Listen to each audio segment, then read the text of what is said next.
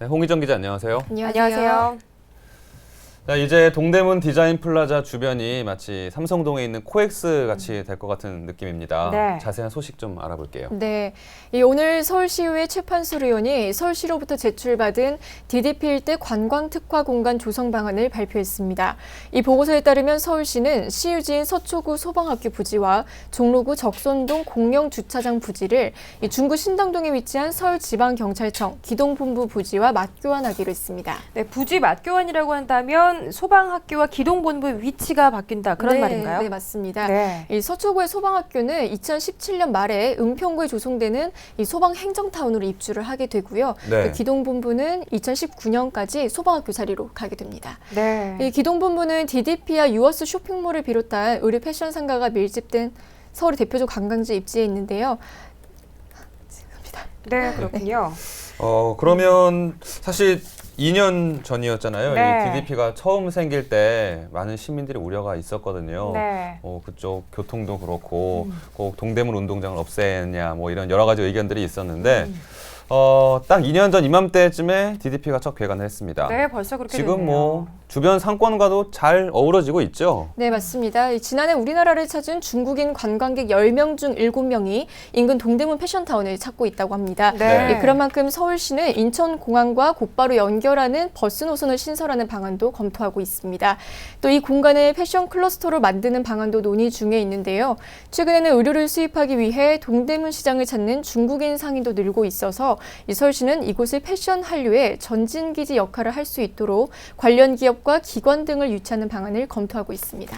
네, 얼마나 좋은 효과를 가져올지 지켜봐야 되겠지만요. 동대문 관광특구에 위치한 이 공간이 개발이 된다면 외국인 관광객 유치는 물론이고요. 이 기존 DDP와의 연계를 통해서 그야말로 이 일대가 디자인 그리고 패션 산업의 메카로 성장할 것으로 기대가 되네요. 네, 더욱더 많은 관광객들이 찾아올 것 같네요. 네. 네, 다음 소식 알아보겠습니다. 서울의 노인 근로자 10명 중에 6명이 일하는 그 자체가 행복이다 라고 대답했다는 통계가 나왔습니다. 요즘 은퇴 시기도 빨라지고 또 일자리도 부족하다 보니까 일을 할 수 있는 것 자체만으로도 큰 행복을 느낄 수 있다고 하는데요. 이거에 대한 자세한 얘기 나눠보겠습니다. 네, 이 서울에서 일하는 노인 10명 중에 6명이 일하고 있다는 그 사실을 만족해하는 것으로 나타났습니다. 네. 사실 이 통계자료에 숨겨진 내용이 있는데요. 네. 이 대부분 노인이 저임금과 열악한 근로 환경 속에서 근무하고 있다고 합니다. 그럼에도 불구하고 그 일하고 있다는 그 자체에 만족했다는 답변을 내놓았습니다. 네, 그렇군요. 저임금과 열악한 근로 환경이라는 게 어떤 건지 궁금한데요. 어느 정도를 말하는 걸까요? 네, 이 근로자 노인의 하루 근로 시간은 평균 12.9시간이고 주당 56.4시간 일하는 것으로 나타났는데요. 네. 이는 근로기준법이 정하는 최대 근로 시간을 초과한 것입니다. 네. 월 평균 임금은 122만 8천 원으로 일반 임금 근로자의 월 평균 임금 320만 원의 40% 미만이었습니다. 이 직업별로는 경비나 미화원, 택배원, 활동보조인 등 단순 노무 종사자가 85.4%를 차지했습니다. 네, 근로 시간도 길고 또 임금도 적고 그런데도 대부분의 노인들이 계속 일을 하려고 하는 이유가 어디에 있을까요? 네, 이 부분에 대해서도 설문조사를 실시를 했는데요. 네. 노인들은 현재 일을 하는 이유에 대해서 생계비를 마련하기 위해서라고 이 답변이 62.2%로 가장 많았고요. 네. 또 노후자금 준비가 11.9%, 또 용돈이 필요해서가 8.5%로 그 뒤를 이었습니다. 네, 그렇군요. 요즘 100세 시대라고 하는데요. 만일 50대에 은퇴한다고 해도 3, 40년을 살아갈 생계비 마련에 어르신들의 고민이 깊은 것 같습니다. 우리나라가 OECD 노인 빈곤율 1위라고 하죠. 네, 100세 시대인데 50세에 은퇴를 하면 네. 나머지 인생의 반은 또 어떻게 지내야 될지 걱정이 되는데요. 네. 이 많은 노인분들이 일하는 것 자체에 행복을 느끼고 있는 만큼 좀 고용 형태나 근로 환경 좀 나아지면 좋겠다라는 생각이 듭니다. 네, 꼭 나아졌으면 좋겠습니다. 마지막 소식 전해드리겠습니다.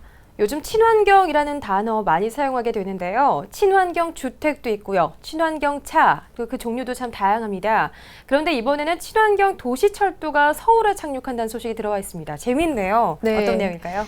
이 서울시 도시철도 설비부가 9호선 또 우이 신림선 등 신설되는 도시철도 구간의 역사 내 엘리베이터를 비롯해서 근무지나 수유실 등에도 신재생 에너지 시스템을 도입하기로 했습니다. 이 서울시가 신재생에너지 활성화를 위해서 신설 라인에 대해서는 신재생에너지를 투입해 에너지 절약과 원전 하나 줄이기 2단계 목표를 이루겠다는 다짐안을 추진했는데요. 이목이 집중되고 있습니다. 네. 신재생 에너지라고 하면 뭐 태양열 뭐 이런 거 같은 건가요? 네, 맞습니다. 이 태양열이나 지열은 먼저 9호선 3단계 신설 라인에 설치가 되고요. 태양열은 937, 938 정거장에만 설치가 됩니다. 그리고 9호선의 지열 시스템은 이 땅속의 일정한 온도를 이용을 해서 수직 밀폐형 방식으로 투입이 되고요. 또 신림선에는 지하수를 활용해서 직원 근무 지역과 수유실의 냉난방으로 쓰이게 됩니다. 네. 이 태양광과 태양열 시스템은 엘리베이터 위에 설치가 되고 태양광은 엘리베이터 관리동 조명으로 쓰이고요. 또 태양열은 난방과 급탕에 쓸 예정입니다. 네, 좋은 계획인 것 같은데요. 지금 그렇다면 공사가 진행 중에 있는 건가요? 언제부터 시작이 될까요? 네, 이 현재 도시철도 설비부는 시공사를 선정을 해서 관련 사업 공사를 진행하고 있고요. 또 9호선 신설 라인 준공을 2017년 12월로, 5위선은 오는 11월에 준공을 목표로 하고 신림선은 설계 중에 있습니다. 네. 네. 도시철도에도 친환경이 도입된다고 하니까 정말 신선한 것 같습니다. 네. 네, 서울 시내 곳곳에 이 신재생 에너지가 활성화될 수 있을 것 같네요. 네. 지금까지 홍희정 기자와 수도권 이슈 브리핑 함께했습니다. 홍희정 기자 고맙습니다. 감사합니다. 고맙습니다.